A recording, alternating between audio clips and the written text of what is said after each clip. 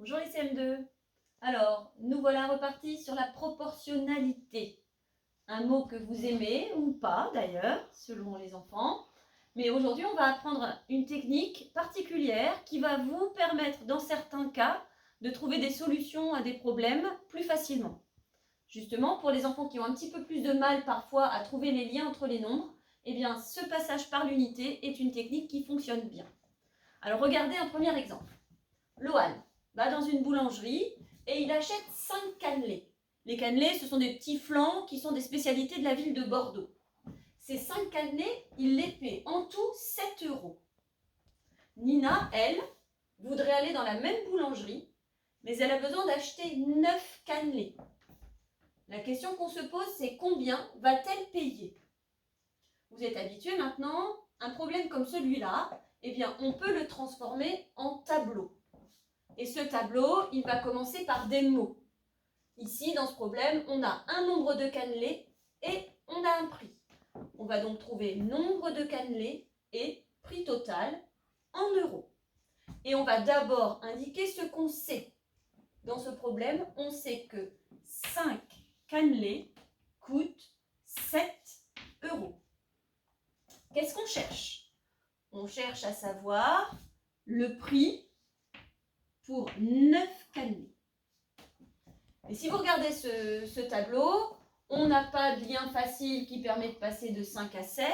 Et si je place mon miroir, on n'a rien de facile non plus qui permet de passer de 5 à 9. Et on est un peu bloqué.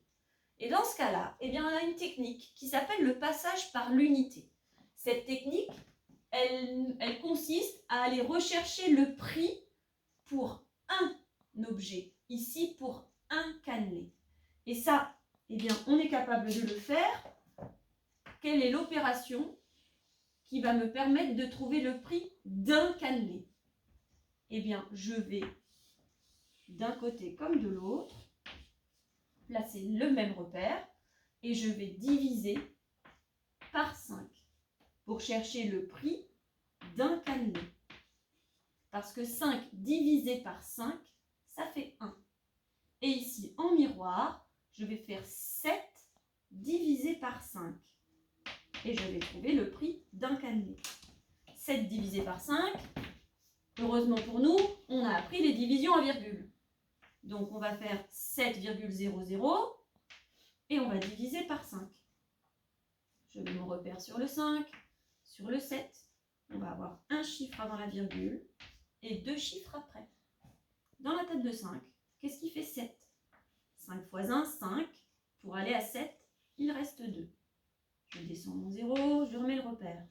20 dans la table de 5, c'est 4.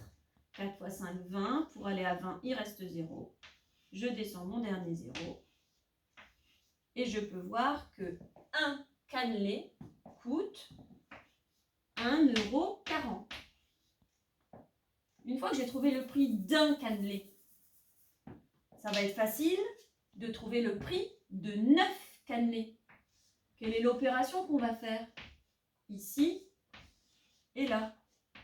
Si un cannelé coûte 1,40 €, eh bien, je vais répéter cette somme-là 9 fois. Je vais la répéter 9 fois. Je vais multiplier par 9.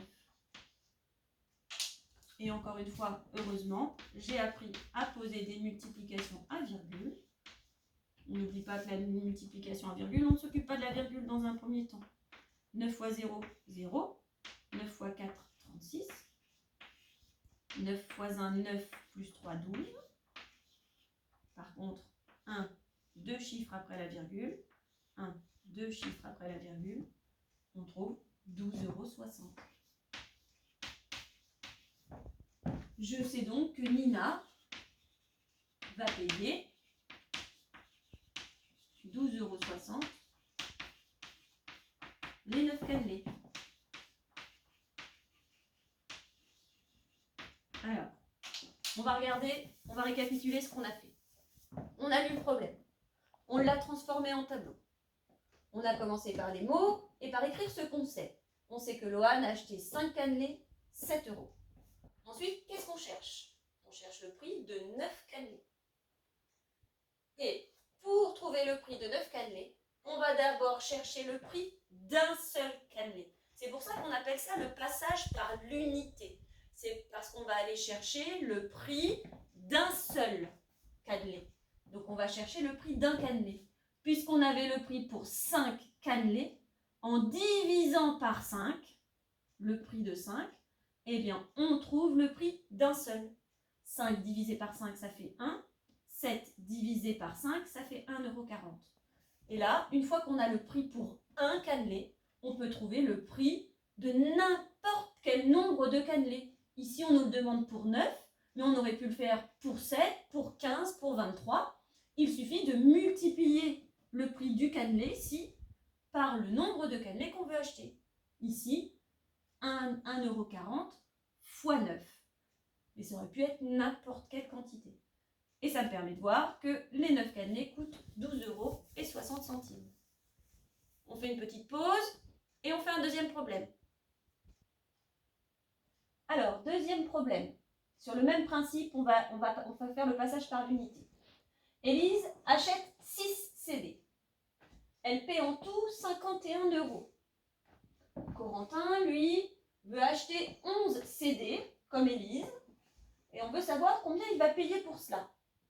Alors, je vous laisse d'abord un petit moment, prenez votre ardoise, tracez un tableau et essayez de le compléter comme on l'a fait tout à l'heure avec les cannelés. Lorsque vous avez complété votre tableau, essayez d'aller au bout du problème et si vous coincez, eh bien vous revenez sur la vidéo. A tout de suite. Alors, voilà le tableau tel que vous avez dû commencer à le compléter. Nous avons d'abord un nombre de CD et un prix. On sait que 6 CD coûtent 51 €. Ce que l'on cherche, c'est le prix de 11 CD. Et pour pouvoir faire ça, eh bien, on va être obligé de passer par l'unité, c'est-à-dire de chercher le prix d'un CD. Et pour ça, eh bien, ici, quelle est l'opération qui va me permettre de trouver le prix d'un CD? Eh bien, je vais diviser par 6. Pas par 5, hein. Tout à l'heure, on avait 5 cannelés, on a divisé par 5. Ici, on a 6 CD, donc on divise par 6. En miroir, qu'est-ce qu'on va diviser par 6? Eh bien, on va diviser 51 par 6. 51,00, hein, on n'oublie pas maintenant. Divisé par 6.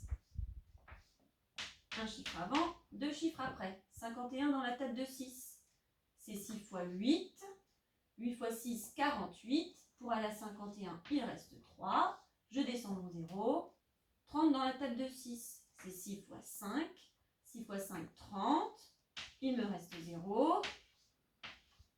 J'ai terminé. Donc, un CD coûte 8,50 €. J'ai pas fini, hein. Là, j'ai trouvé le prix d'un CD. Mais Corentin, lui, va en acheter 11. Qu'est-ce qu'on va faire? Eh bien, on va multiplier par 11. Puisque Corentin va payer 11 fois 8,50 €. On va aller poser cette opération. 8,50 € fois 11. 1 fois 0, 0. 1 fois 5, 5. 1 fois 8, 8. On met le 0 du deuxième étage. 1 fois 0, 0. 1 fois 5, 5. 1 fois 8, 8. J'additionne mes deux étages. 0, 5. 8 plus 5, 13. 8 et 1, 9. On n'oublie pas. 1, 2. 1, 2. Et on vient mettre la virgule. 93,50. Ça y est, je viens de trouver la solution de mon problème. Corentin va payer